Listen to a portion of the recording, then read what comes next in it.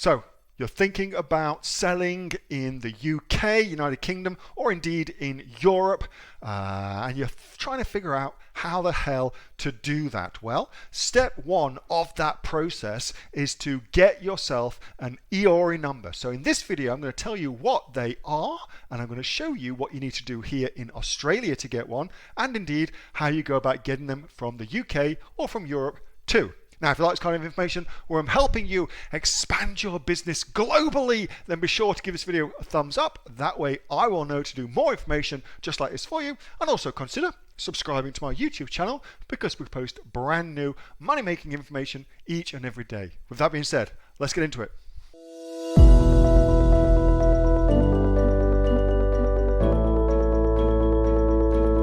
If your business is domiciled in Australia, meaning you pay tax in Australia, okay, if you're a business, okay, that's all that means, then you will need to get an EORI number to sell in the UK, or indeed to sell in Europe, okay? But they're different EORI numbers thanks to Brexit, of course, so they're different EORI numbers, but you'll need to get an EORI number. It's actually super easy to do. Step one is you will need a registered office for your business, and you can do this with a PTY Ltd company. You can do this as a sole trader.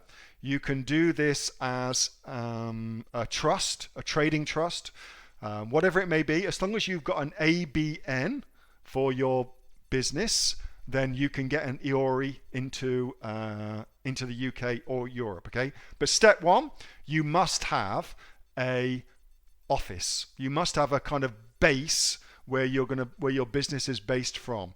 And it can't be your home, unfortunately, okay? It must be a registered office that is an office. It can't be your home.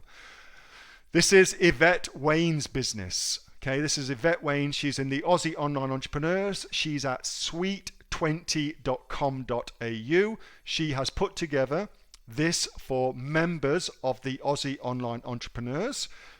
I personally feel it is way too cheap. Like, she undercharges for what she delivers on.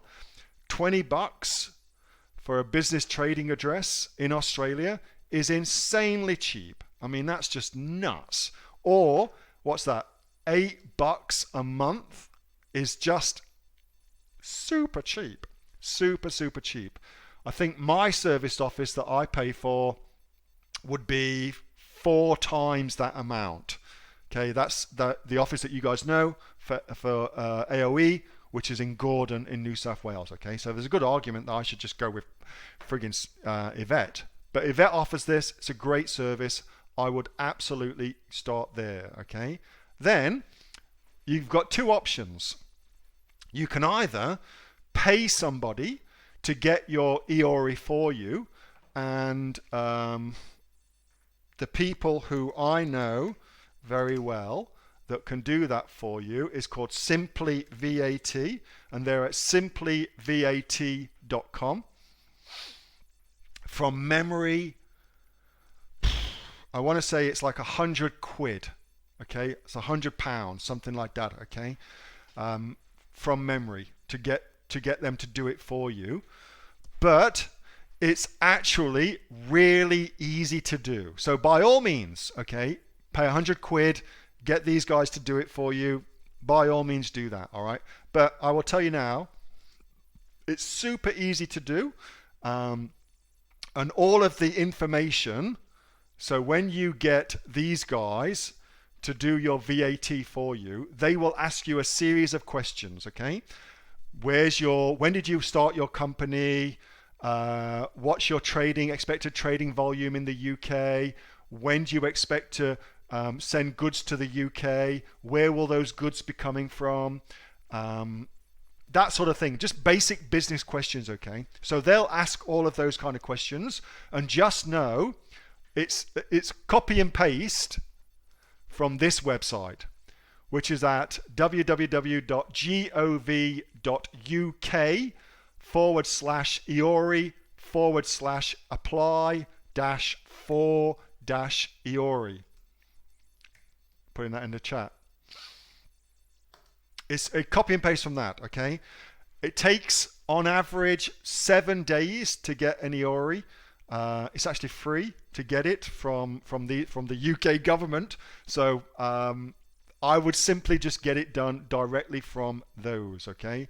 And it's, as long as you've got that initial thing set up, so your only requirements are that you've got an ABN in Australia and you've got a registered business address also in Australia.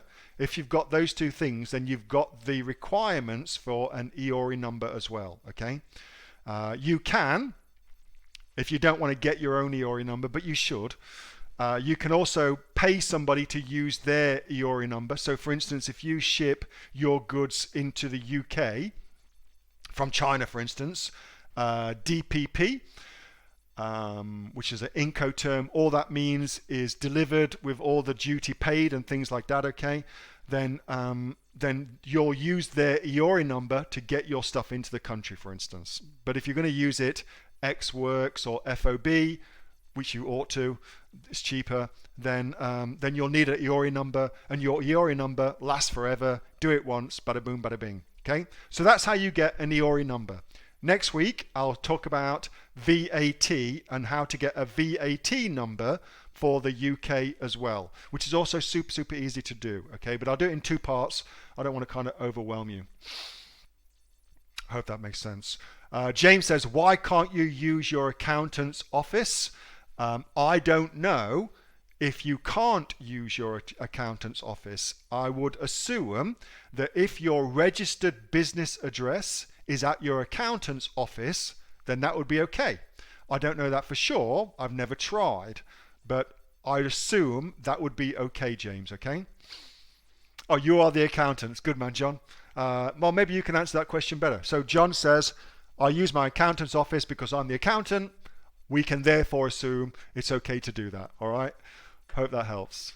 That was a video from my regular Monday night Q&A session with the members of the Aussie Online Entrepreneurs. Over 2,500 members now and growing. We're the fastest growing e-commerce community right here in Australia with sales of over $50 million. If you'd like to find out more about what we do and come and join us, get yourself off to www.aussieonlineentrepreneurs.com.au. The link is in the description and I will see you on the inside. Till then, bye.